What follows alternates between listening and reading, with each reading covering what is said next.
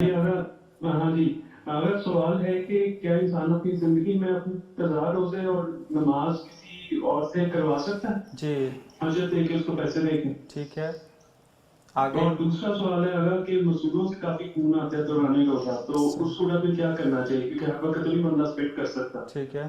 اور تیسرا سوال ہے اگر کہ کمزوری کی وجہ سے ڈاکٹر آپ کو روزہ رکھنے سے منع کر دے. جی پچھلے مخلد کس کے؟ سے ریلیٹڈ ہے مگر یہ پوچھنا یہ چاہ رہے تھے کہ روزہ پھر اس میں کیا روزے کی نیت کرنی چاہیے آپ جیسے محنت کسوں کا روزہ ہوتا ہے آپ تقلید وہ روزہ کر کے جاتے ہیں پھر ان کو جتنی ریکوائرمنٹ ہوتی ہے اس حساب سے کھاتے ہیں. آپ تقلید کس کی مگر کرتے یہاں ہیں؟ پہ ایسا شخص مریض ہے بیمار ہے کہ وہ اس کو نا پیاس بہت زیادہ لگتی ہے تو کیا ان کو اس روزے کی نیت کرنی چاہیے اور اس کے بعد جا کے جب پیاس لگے تو صرف اتنا پانی پینا چاہیے ہر وقت کھا پی سکتے ہیں. آپ تک مقلد کس کے ہیں آپ؟ جی آپ جی یہ ریفر کے مقلد ہیں. جی بہت شکریہ آپ کے جواب. ابھی شکریہ جی. جی سب سے پہلا سوال تو یہ ہے کہ اپنی زندگی میں قضائی نمازیں پڑھوا سکتا ہے؟ جی زندگی خدا نے آپ کو برکت دی ہے، خدا انشاءاللہ اور بھی زندگی دے اور طولانی عمر عطا کرے. آپ جب تک زندہ ہیں آپ اپنے اعمال کو بھرپور انجام دینے کی کوشش کریں. سرمایہ دار یا پیسہ ہونے کا مقصد قطعا یہ نہیں ہے کہ آپ کے اوپر سے وہ عبادی کیفیت اور قربت کا ذریعہ جو خدا سے آپ قریب ہو سکتے ہیں وہ آپ سے چھین لیا جائے.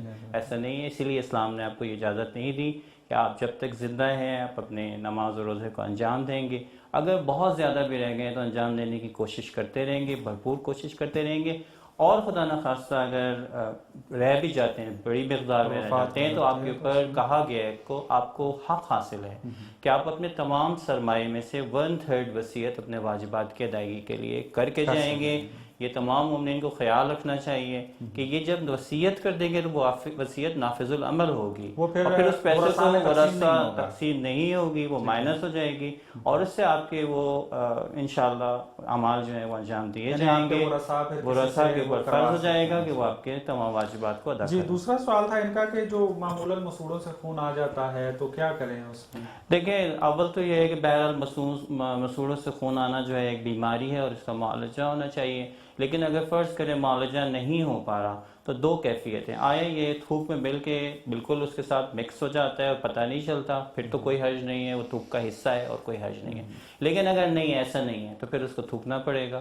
یعنی ہم نے مقدار دیکھنی ہے اس کی کہ اگر اتنی کم مقدار میں آ رہا ہے کہ آب دہن اور تھوک میں اگر مل جائے تو کوئی رنگ نہیں بدلتا اس کا. جی بالکل. لیکن اگر اس مقدار زیادہ ہے اور تھوک کو وہ سرخ کر دیتا ہے، اگر یہ مقدار محسوس ہو رہی ہے تو اس کو تھوکنا پھر واجب ہو جائے گا. بالکل، کیونکہ ظاہر بات ایک الگ سے کوئی چیز آپ کھا رہے ہیں، وہ تھوک نہیں ہے. کمزوری کی وجہ سے جو روزہ چھوڑنے جی کمزوری کی وجہ سے پھر وہی گزارش کی ہے کہ رہبر معظم کی طرف سے کیونکہ اس بات کی اجازت نہیں ہے کہ آپ جو ہے وہ کوئی طاقت کا انجیکشن لگائیں یا ڈرپ لگائیں یا خون چڑھائیں. کل ہم نے اس کے بارے میں وضاحت سے بات کی ہے.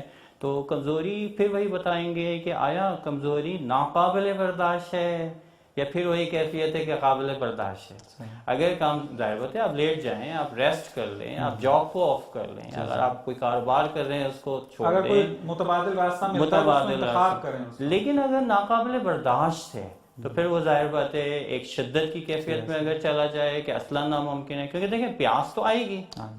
اس وقت گرمی کے دنوں میں تو بہت زیادہ پتہ چلا ہے پاکستان میں آج کل گرمی شروع ہو گئی ہے، شدت تو آئے گی اور آہستہ آہستہ شدید ہوگی. اور تو اس وقت تو ہے مولا کی وہ حدیث ہمیں یاد آئے گی کہ مجھے گرمیوں کے روزے پسند ہیں.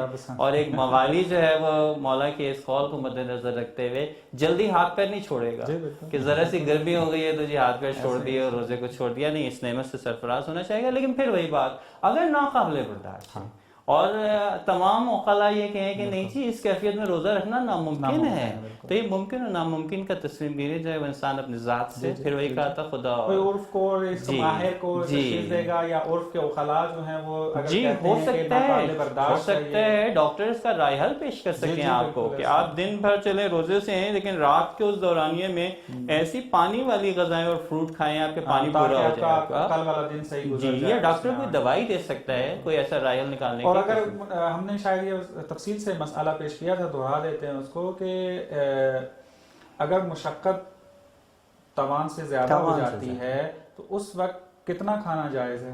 वो बताया था कि इतना कि जिंदा बच सकें, इतना यानी इसको कि फिर वो 24 घंटे आप खाने पे नहीं लगाएगा, नहीं, यानी जाहिर बात है। मगरिब तक जो है वो रोजा आखिर तक करेगा और आखिर में बाद में यानी कज़ा भी करेगा। उतना खा ले ताकि मगरिब तक अपना वो ड्यूरेशन जो है रोजे की उसको पूरा कर सके, फिर मगरिब के बाद जो है वो इतना उसको लुकमा करे। जैसे इस्तरारी कैफियत खत्म हो जाए ऐसे, जिसमें बिल्कुल। वो हुक्म बयान जी किया बहुत जाता है। शुक्रिया